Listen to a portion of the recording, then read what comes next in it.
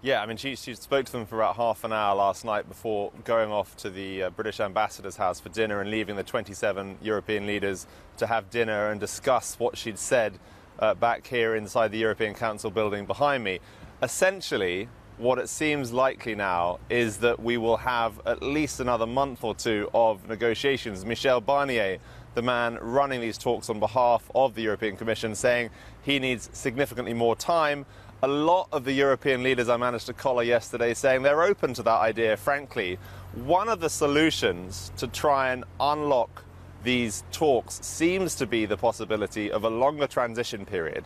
That would give both sides, once we've had Brexit happen March 29th next year, they would have a lot longer to try and arrange a trade agreement. That trade agreement would, in theory, cover this very thorny issue of the border on the island of Ireland.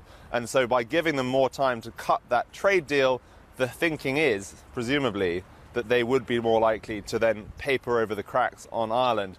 I asked a number of leaders about this, including the Irish Prime Minister, Leo Varadkar. Here's what he said. A longer transition period is a different issue. I've always been of the view that it will take, or could easily take, 2 years or more to negotiate a new EU-UK treaty, covering everything from the economy to trade to security. That could easily take more than 2 years, and of course it would have to be ratified by 28 parliaments. There's merit in discussing the idea of a longer transition, but that can't be an alternative to a backstop on Ireland. Certainly not. It would have to be, as well as. But if it did help to reassure people that the backstop would never be activated, well, that'd be a positive thing. I'm in favour of all the possibilities where we can find an agreement, but it has to be with conditions. The internal market and the Irish questions are important questions, and we can't just give up because the time is running. I think what she did, and also what the European Union negotiator Michel Barnier did, is really a great job to bring basically the whole issue now back to this one problem of Ireland, the issue of the border between Ireland and Northern Ireland, and therefore the border between the EU and the United Kingdom.